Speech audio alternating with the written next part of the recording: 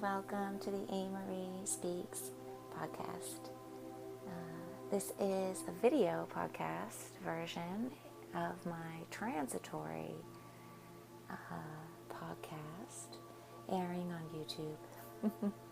So welcome anyone and everyone listening. Thank you so much for joining me here on September 7th, 2024 for this brainstorming session of discussing distortions, as I'm calling it. Today I'm going to be doing a bit of an ode to Walter Russell and this prayer that is his morning prayer from his book, The Divine Iliad. And I was introduced to this meditation a while back now, I think 2 years. I've got to go back and look. I really keep saying this, and somehow I haven't got around to it. But that's all right. All things, happen for a reason. And today's reason that I am here is to talk through the prayer, discussing some of the distortions and some of the phrases and terms. Not really sure where this is going to take me. I haven't written up the blog completely yet. I have started to, and it is such an interesting endeavor. And also it's kind of a large thing to do. I didn't realize, so it might take me a little while to comb through it and write it up in the blog the way I'd like to. But in the meantime, I thought a great brainstorming session would be to talk through the thing as best I can, to sort of air out the whole before I really dive into it in such a dissected manner that I'm going to be doing with the blog. And of course, this is part of the whole kind of concept and newest theme that I am doing a lot of my work centering around truth and lies and distortions, different varieties of them, and what that means. And I, of course, have the whole Deconstructing Distortion sort of mini-series going on YouTube, which is a little bit more, concise and direct. Here in the background on these sort of discussional audios, I like to kick around ground about what I would talk about, and here we are. So without further ado, let's dive into the prayer and mainly get to what I'm talking about. Because sometimes we can dance around distortion and discuss so much that we lose the point. And that's one of the most interesting things about duality that I found, and that I think is of this playscape and reality, the setting and the first person view. It's kind of a habitual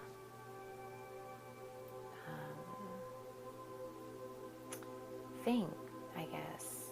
Perspective, maybe? Thing is a bad word. Very vague. But it's a habitual perspective we're jammed into, and it has purpose, of course, because it's first person view, but we have to also remember that it creates, or it is very responsive to and manipulated by distortion. So with the prayer, if anyone is brand new and hasn't seen me or heard me talk about the prayer, or hasn't seen my Telegram or YouTube channels where I've shared the actual links, this originally does come from the Reality Revolution channel with Brian Scott. I love that channel so much. But he did a meditation where it has a lead up, and then he speaks the prayer that from the book, which is of Walter Russell. And which is called the Divine Iliad.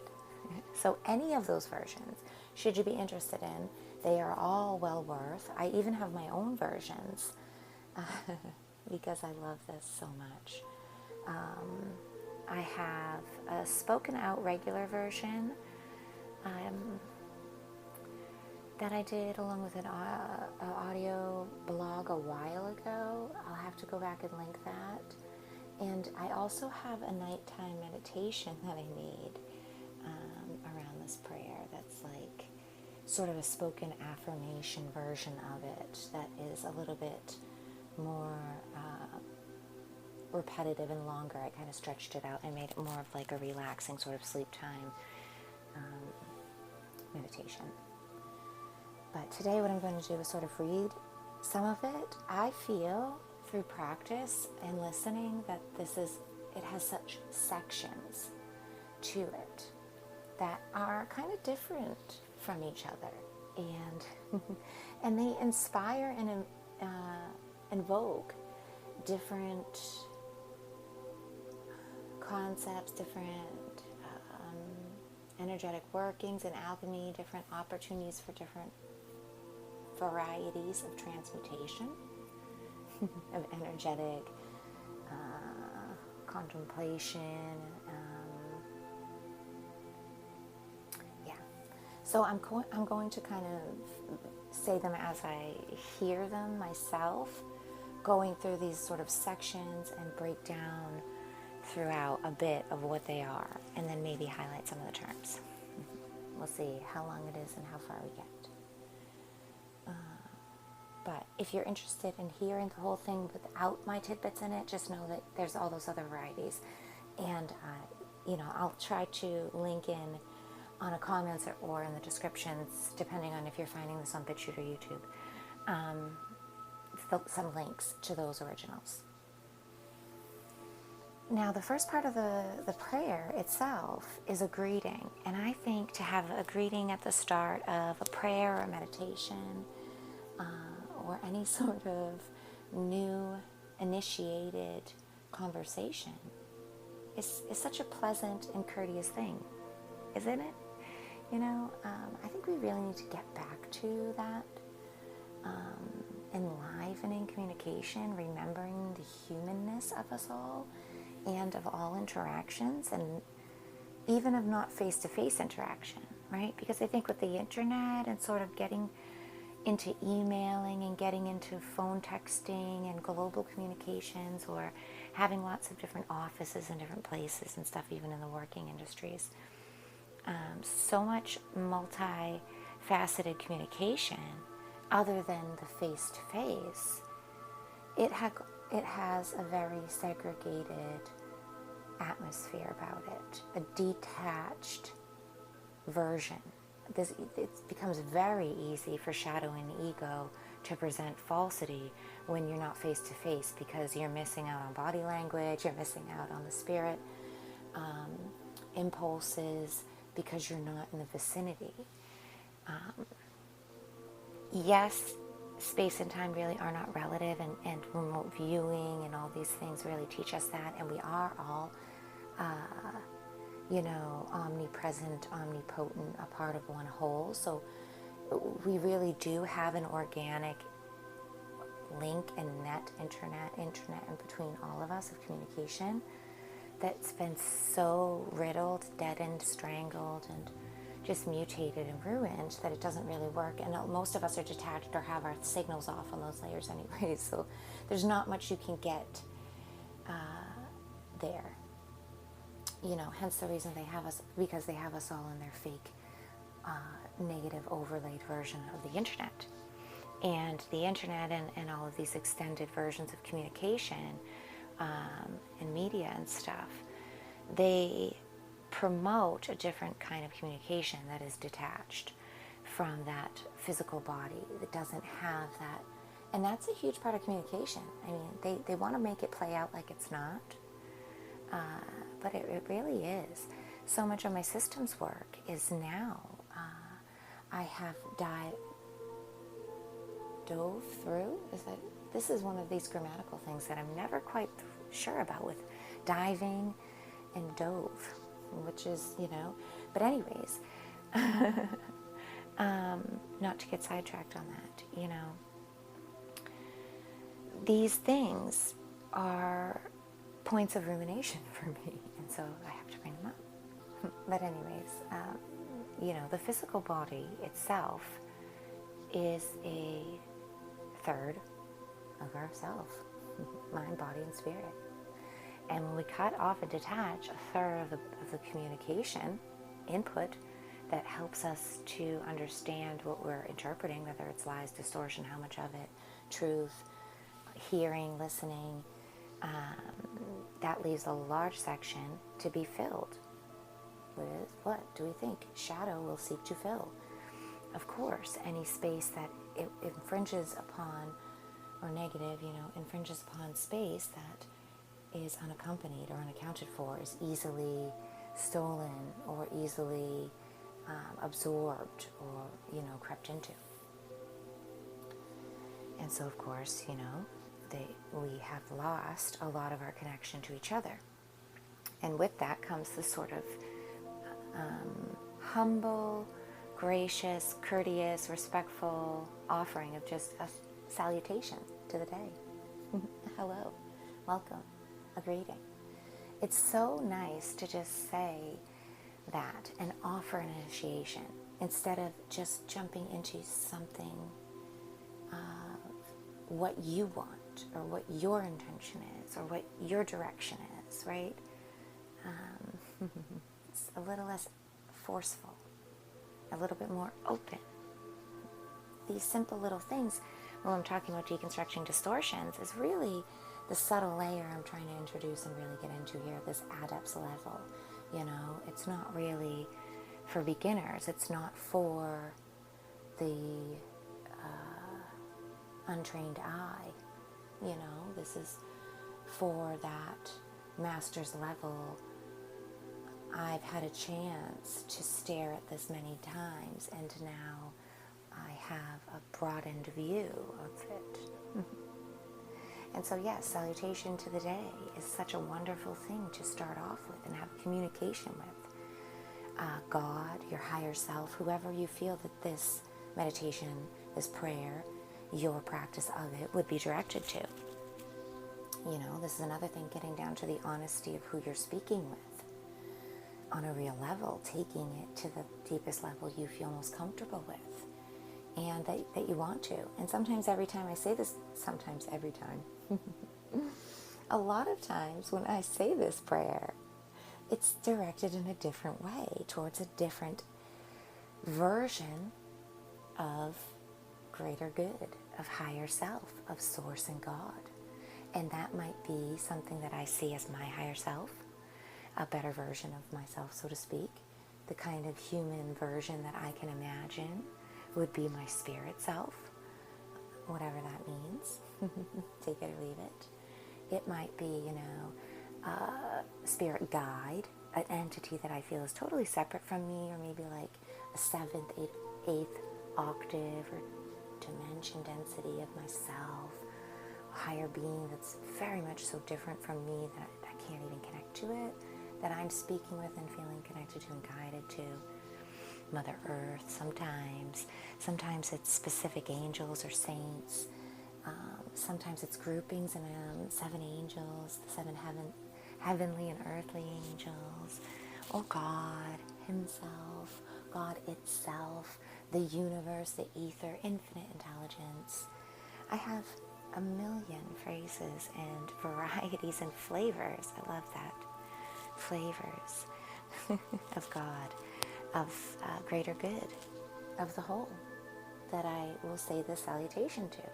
Even the sun, I love to see the great logos in the sun itself, and the metaphysical multidimensional knowledge that comes along with the truths and distortions along with that beautiful sun above us. There's a truth and no denying it, because it's there every day. We all see it. And so why not salutations to the sun, great day, to you, honest truth that you are. I don't know what you are any more than any other human ever would or does this lifetime, this time around, here and now. Because we're all upon the earth in the same set and setting. amidst the same confusions and a part of the same distortions we must accept. You know, that's a part of the mystery of the game and the contingencies of the plan and the effort made here, you know, of the lessons and the learning. Teach learning happens in a cycle. It's not a pillared thing. It's not a hierarchy.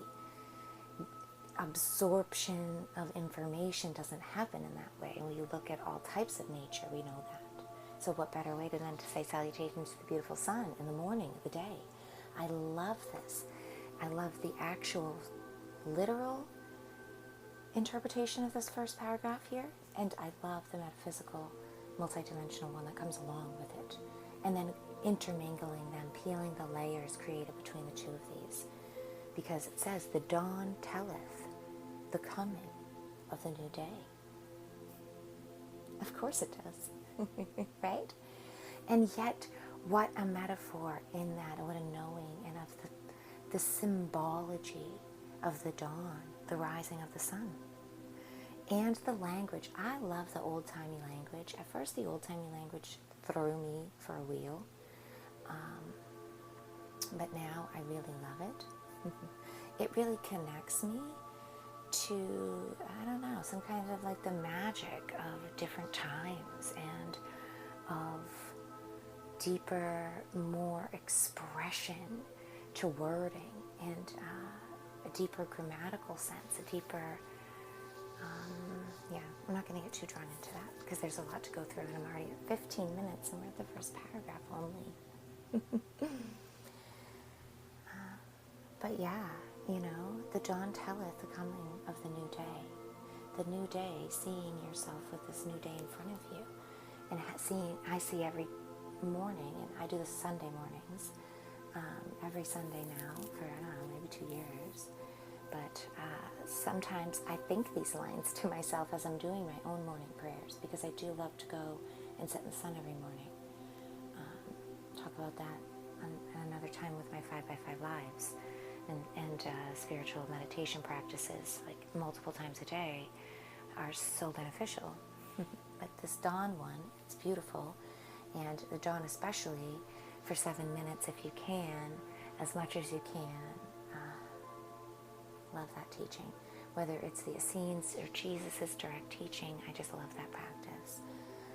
Multiple other people, I'm sure.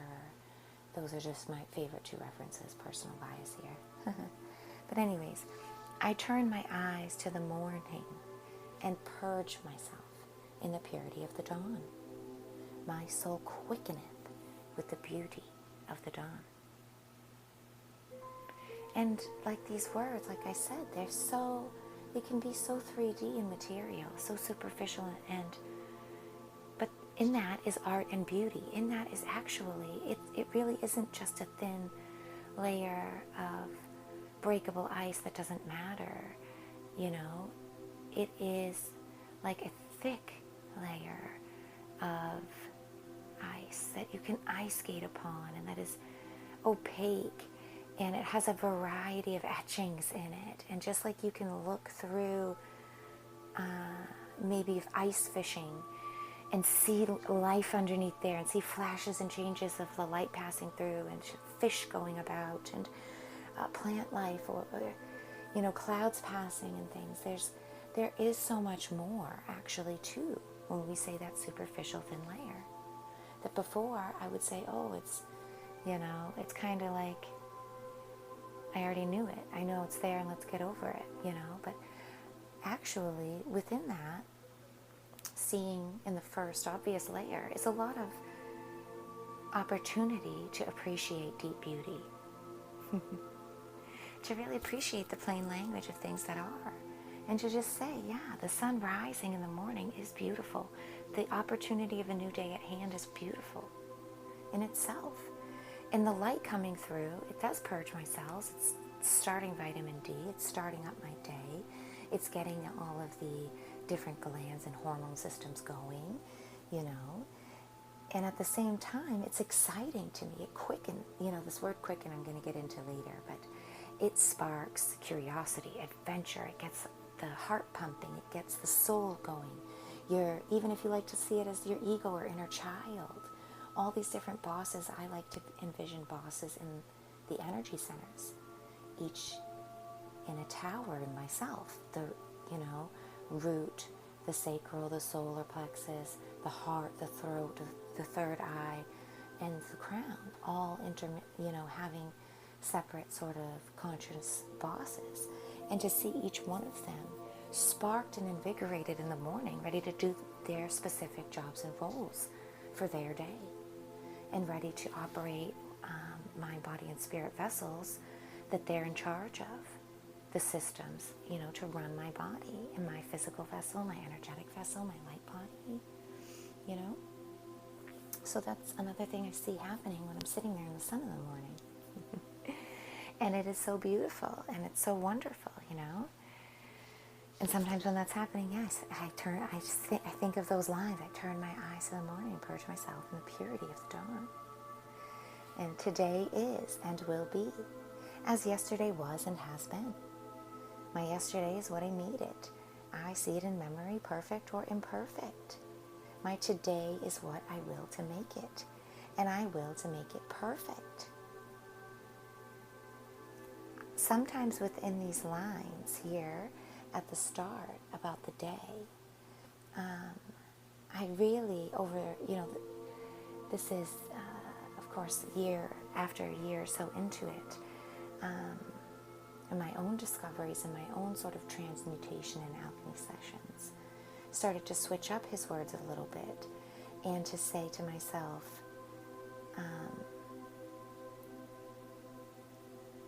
my yesterday, was perfect and imperfect, instead of having this or language.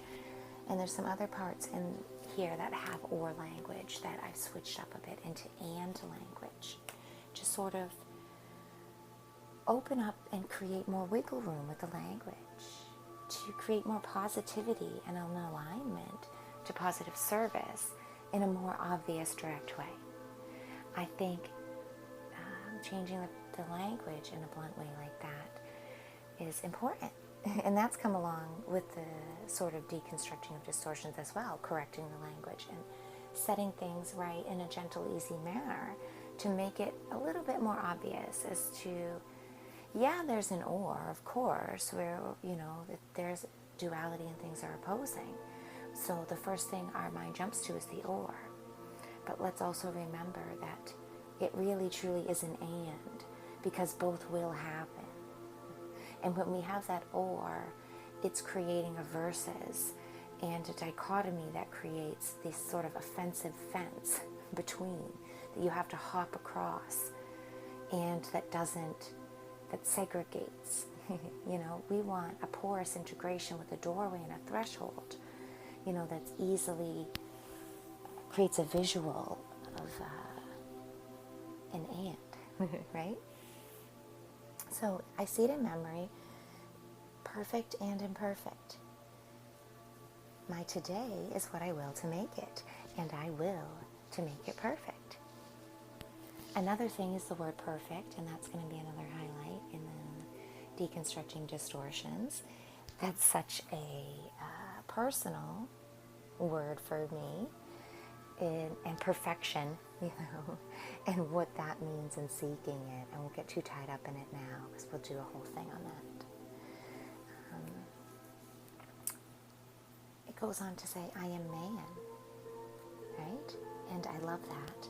I love getting away from the sort of triggers of man and having to say woman and having to be like, no, I am woman, I think this is just a nice plural way for grammar to show collective of a whole. And I think if we could please bring the whole into human again, and we could start seeing us as a together whole unit and stop pinning men and women against each other in such a hateful ways, that would be great. And I'm going to do a whole thing on that too, so I'm not going to get too into that. What I'd like to talk about is really the whole of man and our free right to choose, our power of choice, which is what gets into the next lines here. Because it goes on to say, right, it's talking about the will, This is another word, will, of course. This goes along with our power to choose. And as humans, we are energetic creators, right? And our sort of superpower is of choice and manifestation, of creation, right? Of attention and intention, being able to come together out of the higher densities and dimensions, thought realms, and be brought into physical manifestation, into these slower, harder forms that are a physical reality, sort of 3 dimensions only, to 4, 3 to 4, where all of the higher dimensions have a less capability of communication.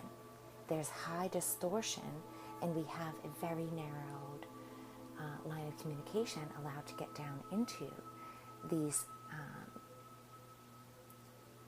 solid realms.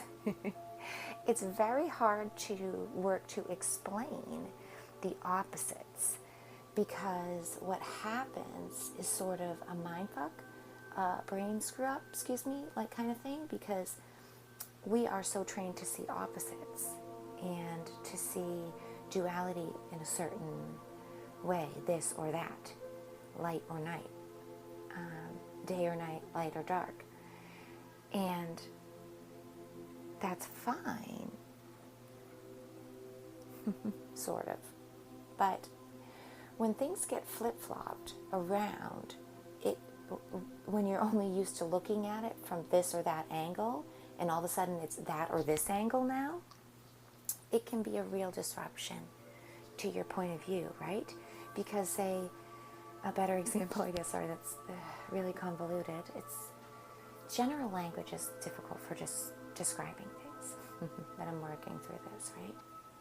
The best kind of thing is the nerd bully sort of dynamic and lessons and growth that one goes through. A lot of times we see with children, of course, through school, middle school, high school kind of play out, but there's a whole other deeper roles and dynamics definitely that come into play and that stick with the character and person throughout life and out of school age and into adulthood and all that, that we sort of get pinned in. Now, if you're in sort of that bully personality role, and that's been your character, set and setting so far, when you have an incident or put in a position where all of a sudden you are the victim and you have been bullied by someone, or you have been someone, is bullied to you, because there's always somebody bigger and badder in the yard. That's what all bullies have to learn too. That there is always someone bigger and badder than you, unfortunately. So this, when the shoe comes on the other foot and they end up hurt, or their family member ends up hurt, that's a hard lesson, right? But this is what I'm talking about, pulling out of this or that view, seeing yourself as the bully, being able to cause harm all to others and being able to hurt somebody and force them into doing what you want, being able to use harm, negative actions, and negative intentions in a way that is beneficial to the self for you, right? It amps you up. It gives the bully a sense of confidence, of power. It gets his business done. It gets his transactions met, his needs met, by forcing others to do something this way. He's only seeing one side of the coin, which is that positive, this is a false positive, but it's a positive retribution of his service and actions, as he's gaining clout, he's gaining power, he's gaining money, energy, whatever it is he's getting out of the person in different times, right? But when the shoe comes on the other foot and there's somebody taking from him, or somebody's knocked him down or hurt him, right? That's can be, sometimes it's not always, but when we're looking for ascension and we're wanting better, that can be a big moment of pole shifts. It can switch it's an opportunity for all systems to switch alignment and to change your way of thinking, and to say, oh, wait a minute, I don't want to do that like that again. That was really bad. I now feel how all these people felt all these years, and I don't want to do that anymore. And I won't. And when I am confronted with a like scenario at the choice, here I'm getting back to the point, right? Power of choice. I will make a different choice this time. Yes, I could make the same choice again. Yes, I could, but I won't. That's a huge power there. You can feel it. I can feel it, right? There's a power of choice there. There's a negation. There's a chance to fall back into a different power to try to create that old dichotomy again in the revenge. Then it becomes the cycle, negative, repetitive quest of revenge. And then we have the revenge of the nerds, sort of.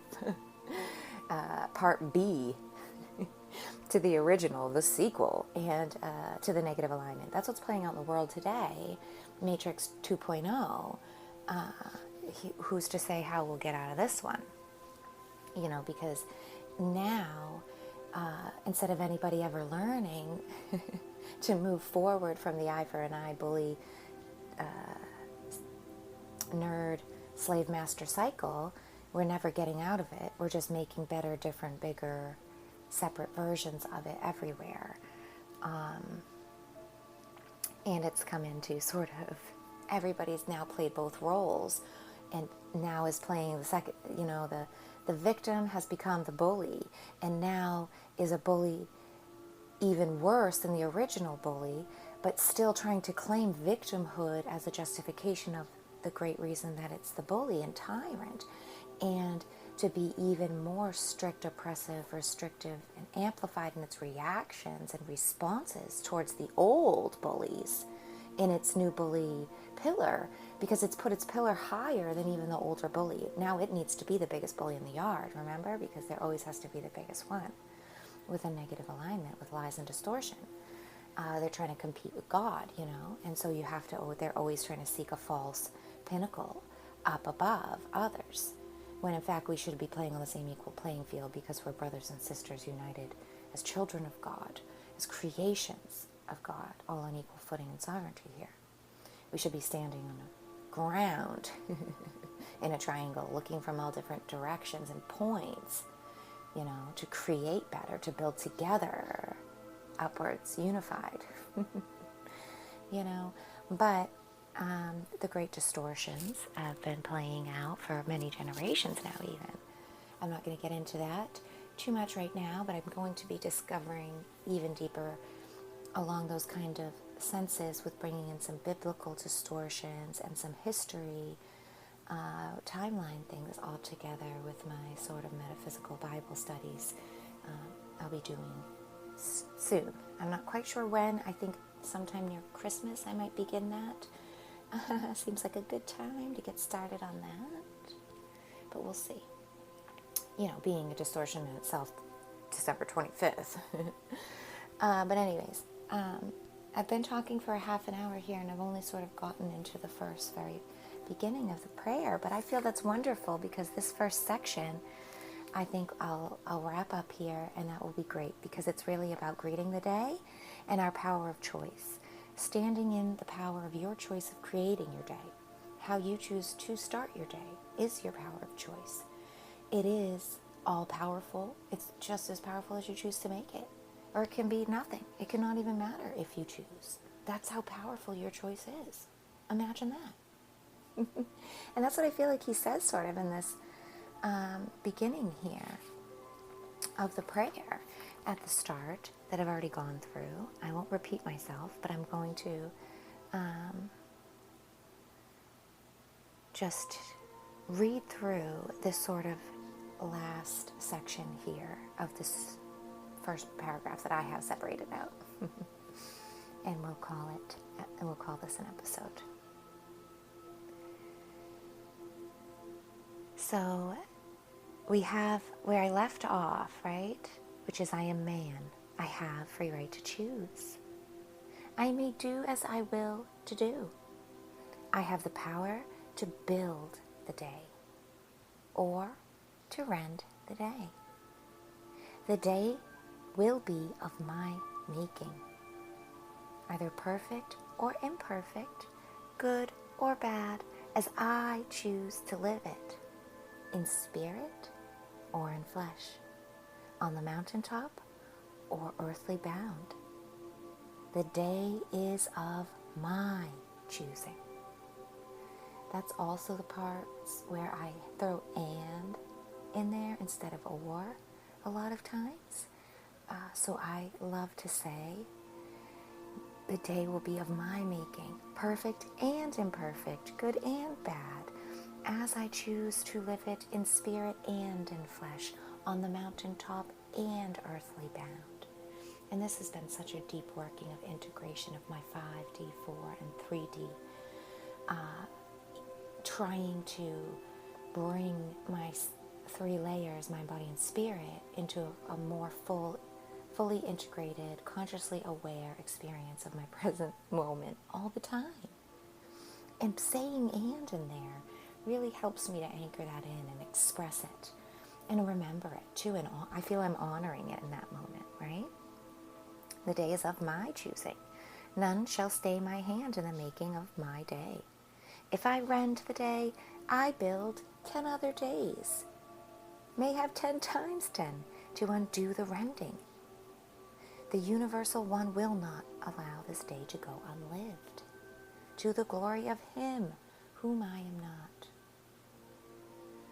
And that right there is where I'm going to leave today's. I'm going to talk just about that, but I'm not going to give any more into the prayer. Just because there's a lot there that I didn't realize already. But to sort of keep things concise and to re-honor what I've already talked about with the power of choice, choosing how we start our day, choosing the atmosphere, the mental atmosphere we have, the spiritual, the physical atmosphere we create for ourselves in a way of positive alignment that says that, yeah, mistakes might happen, good things and bad things can happen. I am human, I am meant to live in this flesh body, but I will be seeking my highest good, my spirit, my listening to the better, higher path, right? And that I'm making these choices consciously. Every choice I make throughout the day, I have thought about. I can stand by. I'm not going to say later, oh, I didn't think about it. Oh, I wish. Oh, I should have. Oh, I could have. Oh, I should have done this. I was rushed. No, this, I didn't. No, not making any single one of those, because I am living consciously in my moments and I am thinking responsibly. And I do take accountability for myself. And if I rend the day, which rend is kind of ruin or upset, make mistakes, if things happen differently than I've expected them to, well, thank God they did, because I don't know everything. And I love to be reminded that I don't, because I can get very habitually in a mindset of a know-it-all. You know, I'm born on a 7-day and I have one life path. So, yeah, I tend to speak how I feel and think I know everything.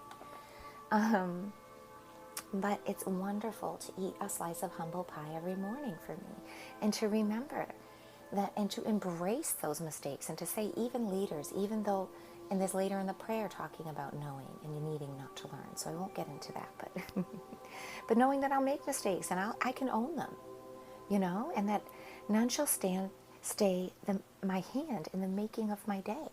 Right? Nobody else is making my choices for me, and nobody else will upset my life. Nobody else is going to upset me so much as to force me into making a mistake, or making a choice that I would call a mistake later, or that I would feel like, oh, I wish I hadn't done. Because I'm taking accountability for my sovereign life and my right of choice. I do create my reality. I have responsibility for my thoughts and my world. And I have accountability for how I choose to react and respond at every single moment. And there will be all of these kinds of things. They're going to happen. That's life. It's how we choose to alchemize them and move through them. That is what it's all about. You know? And like it says, it's such a great thing. I love to even I hear Ra from the Law of One in this, and I don't even think it's connected at all, Of course, Brian Scott is, but Walter Russell, I don't know about the connections there, but I hear, the joy, the mystery of the exploration of infinity bursting into life, to seek manyness through this. I build 10 other days. If I rend the day, I build 10 other days, and I may have 10 times 10 to undo the rending. And numerous times they talk about the 10 times 10 and the power of exponential calling and the chances to undo the rending, that, the distortions that have been caused by trying to come and teach here, teach learning that caused too many distortions because they misinterpreted the way in translations that things would be taken down here in third density, and especially in the time that they approached humanity at. The collective was in a much different time of ascension back then, and the distortions were in a much more aligned to the solar plexus, and it was much more aligned to that third ray energies, that it just couldn't make it. The light isn't bright enough yet, but now it is. Or it's getting there, we'll say, it's making its way. And I'll leave that kind of on the note with saying that I had said at the last line of the prayer, which the universal one will not allow this day to go unlived. What day can go unlived? And that I'm going to tie into how I started this with the plain language. That doesn't need too much translation. It's beautiful to take it literally. Because just like the sun rises every morning, and just like that beautiful salutation, plain greetings, giving thanks of a new dawn dawning on you, just the opportunity of a new day, right? It's the promise from the Creator that this day cannot go unlived. There's a chance in front of you. What will you do with it? What will you make of it? Yes, there's a million things going on. Yes, there's already architecture and structures and all sorts of things in place and happenings trying to distract and dilute and distort you here in the present moment. But can you sit quietly in the presence of the dawn? Can you hear the whisper of the dawn? Can you hear the whisper of the morning, rustle of the morning? I think was in the reality transurfing. There's so many different ways, and even in the Bible, Jesus says something about speaking, like whispering into your ear, or speaking to you in the darkness, or inside of your head, basically telling you the words will come right into your head. And so many different ways do we say that. And does the Creator and the oneness, the one promise, remind us and tell us that? So yes, glory to Him. Right? And to the new day, and to listening to this podcast, and to deconstructing and discussing all of this construction of distortions that have been placed upon, that we need to even pull apart and dissect right now, So I'm going to leave my podcast here and for now. Thank you so much for listening to this part 1 of my Ode to Walter Russell, a dissection of his morning prayer, looking at and discussing the distortions, peeling back the layers and creating more clarity, more depth, and more connection to the truth in the beautiful words. So I hope you'll check me out next time. In the meantime, you can always find me on my website, aMarieSpeaks.com, or over on Telegram if you use that platform under aMarieSpeaks. Or here on YouTube, of course, until I get everything else up and running again. These are my 3 main platforms. So maybe I will catch you around next time. If not, have a beautiful day or evening wherever in the world you are. Thank you for your beautiful contribution to our collective. I'm going to say it, we wouldn't be the same without you. We couldn't be the same without you. So thank you. And as I thank myself for my own divine service and imprint on the collective. Thanks for witnessing it, as always, and I will talk to you next time.